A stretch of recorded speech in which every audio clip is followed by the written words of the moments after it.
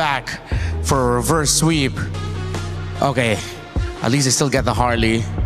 And then the Uranus that we expected earlier for the Uranus-Alice matchup. And it's a strong matchup. I mean, that's a strong team.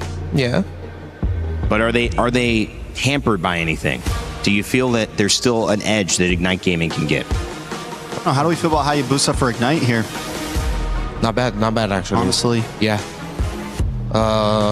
It evens things out. This makes it really demanding for Boyd though, like to answer Rainday's question. The Valentina and everything mentioned also. Ooh, and Lancelot. Wow. That's another unique Add some hero. unique picks, baby. Yeah, Lancelot making a comeback here. Yeah, the Lancelot into the Harley, of course. That was one of the answers. Not gonna lie, Ignite might have actually crawled back for this. It is Mirgita, the combo right now, to bring you this elimination match. Earlier, there were a few lives still, you know? It was one game after another. It was the equalization, but now it's the climax. One team's gotta go. The other team's gotta make it past this stage. IG or Falcons Mena. Yep, and it's going to be very devastating for Falcons Mena if it is indeed true, because the panel are starting to feel like IG might have actually found a way to get that reverse sweep because of the nature of this draft, which is looking to favor them in a lot of aspects, Mirko. I love the Lancelot pick, man. When you are not comfortable on the Fanny, Ling and Hirara's banned away from you, you got to find some creative moves, man. And Falcons Mena are really trying to choke Kelvin's hero pool down with the Harley pick as well. They denied everything away from him, so it only makes sense that he goes into the next best thing, which is probably a Lancelot. Yeah, like a lot of people were thinking Hayabusa maybe. We saw what the Yisun Shin is able to do both times. 0% win rate right now on the MSC stage. Cool though. CS went pull yourself together too on the Melissa. So I feel like they're also starting to just anticipate the amount of pressure that they'll have to break free from. In terms of Falcons Mena's lineup, that's a lot of stuns, honestly, that could just go for you. And it's not just stuns, honestly, that you have to worry about. I think one of the differences between the Melissa games we've seen earlier and this that we're seeing now is that there's just really so much burst that's directed towards you. So I feel like so much attention will be put towards the bottom lane. And even the matchup, it's already established and put there to manage and deal with the Melissa overall. So Falcons Mena, I think that's one of the ways they're really planning to go around this game, at least in the early stages. XP crab battle though, it will be Sanji who picks it up. That means tempo for Falcons Mena. Troll in the mid lane against Roy. That's Boyet as well. Flicker already burned by the mid duo for IG, so this is a pretty great start for Falcons Mena, honestly. Sanji all alone, already being enough to zone out multiple members. Throne of Ruin from Diablo doesn't connect, and now Stroll's gonna go back in. Cuffin gets the last hit on the objective, whereas Sanji's just trying to go in for the chase. Kelvin might survive this deadly magic though. And so IG don't lose out on much, but they don't get the objective. And it's Falcons Mena with a very similar start to Game 1 and Game 2, despite having a completely different composition, right? Game 1, Game 2 was all about the objectives with the utility jungles, Barats and Akai respectively. Now with the Harley, it's still control over it. The team just knows they got that muscle memory on how to play the first neutral objective. Sanji with the instant prio after securing XP Crab. Boyet though on the Harley. Something we did get to see in the wildcard as well, now really abusing the fact that he can actually walk up and invade, unlike on the Akai. Ooh, he gets trapped here, but will use the deadly magic on Diablo. Doesn't want to stay there and just fall down without getting anything, and now the bad execution!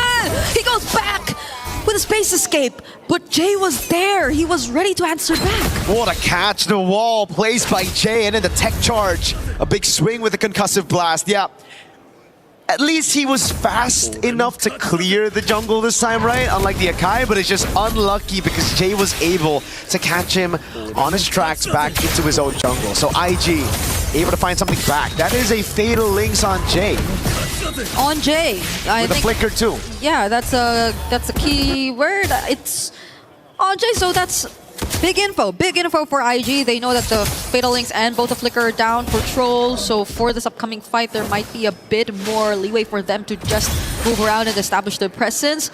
And again, they're all the Lancelot too, so I feel like they should be a bit more confident in terms of just picking up these objectives and fighting for it. But let's see how it goes, because Falcons Mena at this point, despite what happened just now, I feel like they will be getting the Fatal Link soon too.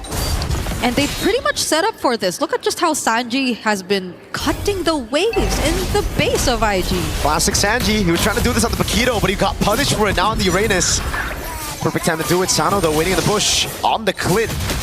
Yeah, with Trolls just walking through everyone, and it's not looking good. IG are just really gonna take this objective. Tech charge doesn't connect onto anyone. There goes the Throne of Ruin, but now they find 3. But the counter setup from Roy all over again. But the damage, it seems to be working out for Team Falcons. Mena, Buoyant, as well as Sano seem a bit too reliable as CS is the next target. It's a double kill for Sanji. Big win for Falcons Mena. For the first time, it's IG were actually able to get the neutral objective, but Falcons Mena take the fight. They even take the orange. No, Kelvin's still able to secure it, but Sanji's gonna walk down on him. Yeah, and it's very fast conversion. They don't want to waste time. Now they finally will take that tier 1 in mid, and even that tier 1 down bottom. Kelvin is not having a great time though. He is not really taking his very own jungle camps. And it's the same story in the early game. Falcons Mena are just the better team at converting on objectives and playing around these team fights early. It's just somehow in that game number 2, they completely forgot about their win conditions and they played around IG's win con of just sticking together, which is something that IG can still do right now with the Alice and the Grok. But it's something that Falcons Mena will definitely be eyeing out for this time around, right? Yep. Fool me once. Wait, hold on, Troll. Okay, you're gonna spot out CS, forcing out to go away. The ultimate already casted 2 for Cuffin, but do they use the Fatal Links? No, it's actually IG uses it first, and there goes the counter. Oh my but God. CS, he's just dealing the free hits. They're actually able to find Cuffin in the process, and it's just the mid lanes traded out. It's a 1-for-1 that's actually... Oh, if Sano gets caught by the wall there, then it won't be bad for Falcons Mena. It won't be good for Falcons Mena, but still pretty good trade for them. Kelvin doing a good job here. Counter jungling and invading whenever he gets the opportunity to, right? Yeah. It's the only way right now to keep that gold lead from getting too crazy. It's exactly the same. It's almost exactly the same from what happened and transpired in game number 2, where it's Falcons Mena taking charge and then IG just forced to find trades, mostly through Kelvin and his presence across the map, and the fact that there's also an Alice, so I cannot but think that IG are just really waiting out for CS maybe. Troll? But Troll decides to go in. That's 2 tanky members standing in front of him. They're not gonna go for the setup just yet, but yeah, if there's anything I really want to see change for IG, and if they're waiting for that timers, hopefully CS doesn't really panic click on buttons. I think we saw it a couple times even in game number 2, and even just now the go away being forced out quite early. Because Eman, you saw him earlier. That was such a patient way of playing the Melissa. So Falcons Mena, now that they're in this lead, IG have to be very particular with timings. Here's the thing with Melissa, right? It's like, all right, it's a great pick. You can play around it. You can farm and just scale all game long until you get your power spike. But it requires a team to play around you. I think that's the thing that IG, if you don't, haven't been doing in the early game. They haven't been playing towards this Melissa. CS has kind of been an independent Melissa all throughout this game, unlike Vitality when they played it with Eman. So, again, for IG, it's all about playing with your winning condition, right? With the Valentina, Alice, and Grok, it really is a composition to just enable Melissa, CS on the Melissa. Kelvin can do his own thing in the back, but everybody else needs to peel for CS. Because honestly, even if you hand over, let's say, the Fatal Links to Roy, that works too. If you're just really planning to play around CS, setting up for CS, and you have multiple ways to just catch these opponents because they're not on Purifies. Diablo use the Throne of Ruin right there. So they will not have it for a while. Yeah, they still want to defend this? Okay, gets away with the blink. Why did they use the Throne of Ruin there? It was in a bush, so maybe they were considering going for an engage, but it was just Troll that they saw, so maybe they'd rather not, because you never really know if there was anyone else from Team Falcons Mena just waiting to follow up and go in for the bait. So IG, I think it's true enough. They're really being careful about this. They're playing from behind. This is nothing new to them, but we have an objective of coming, so they can't afford to lose out on more. And look at the way Falcons Mena this time have been able to manage the wave up top, far lane control as they play this Lord Dance. And this time, Sanji won't be making the same mistakes as that game number 2. He won't overstay in that side lane to get picked off. He's on a Uranus as well, has a flicker. So if he gets picked off now, that's on him. Yeah. he is just going to stick with the team. He is going to go for the zone, and they have enough info on where IG currently are, but it's Jay and Diablo waiting for a potential entrance, looking for an angle. It's a 3-level lead between Sanji and Diablo. Sanji's been cutting these waves, and Diablo hasn't really been farming up. That wave up top is still looking good for Falcons Mena. I think there's too much pressure on Diablo to set things up for his team. It's almost as if he barely could split up his attention between farming and just finding the right entries. But speaking of entries, it's actually Falcons Mena who go in first. CS doesn't get caught though. Jay already looking very, very low. Sano with the reposition, actually popping the immortality. Now they lose one. Jay is down for IG. They lose one of their engages. And now it's up to Sanji to actually just... Diablo! Oh, Diablo goes right in. Even after they just lost a member, they find Coven in the process. I think that's going to be a trade they will settle for. And now CS looking at a target for Sanji. Kelvin trying to hold the objective, but IG are low. Seal. They don't have full HP. Now it's Joe just going to go for the charge, and Diablo looking like the next target. Sano picks up the kill. And Falcons have this Lord all to themselves. All that time used by Falcons Mena to bait IG into the skirmish while the wave was pushing up top. That's a free tier 2 as Kelvin desperately tries to go in, Fatal Links. Gets caught. Thorn Rose tries to immune himself. And the Phantom Execution Retry steals away the objective from Falcons Mena in exchange of Jay. Ignite Gaming has to get Kelvin. Book him a chiropractor session, man, because Kelvin's been winning these retries. He's been constantly carrying this team on his back, even yesterday in the loss. What a steal again to save the game, to delay it even further. Even last game on the Hirara, you know, a real, oh god, yeah. Valid crash out of the back rooms there for Falcons Mena. Yep. But Kelvin, even earlier in game number 2 on the Hirara, constantly farming, invading the jungle, keeping that goal lead from getting too crazy. Now he has a path to get that lead on Falcons Mena. He's the only member on the team who's ahead.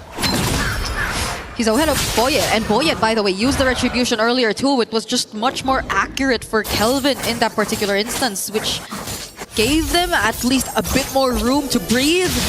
And not Falcons Mena just knocking on their base or potentially taking out some holy shields and base turrets here and there. So they're keeping it close, but this is still a very significant lead in the hands of Falcons Mena in all lanes specifically. And on top of the fact that, again, Diablo, he's still on a level gap against Sanji. So you see how IG are just forced to play together, and Falcons, I feel, are taking advantage of that. You see it in the way they're starting to manage the waves a bit more. So for IG, it's about clearing. Last time I saw Lancelot and the Melissa on the same team, it don't matter how many lords you get, they'll still be able to come back somehow with hero plays. And so far, we've been seeing exactly that. CS managing the waves, Kelvin making those hero plays happen for the team. And Falcons Mena desperately looking for the closeout.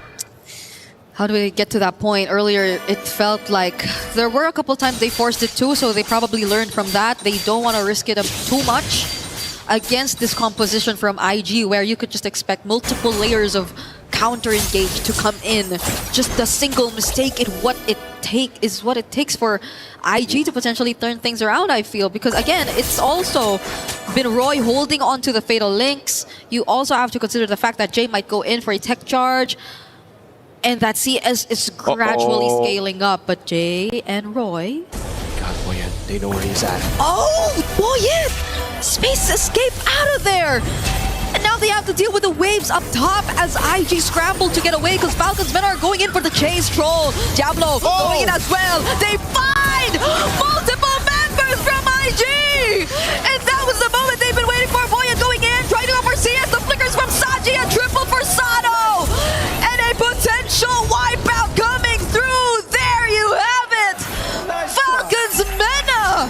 They take out every single member of IG! The moment Troll stops trolling, he gets a massive set. IG, they thought they had Boyet, but Boyet was playing a game. He knew where IG were, he reacted to it. Falcons Mena are gonna move over as they eliminate IG from MSC at EWC 2026.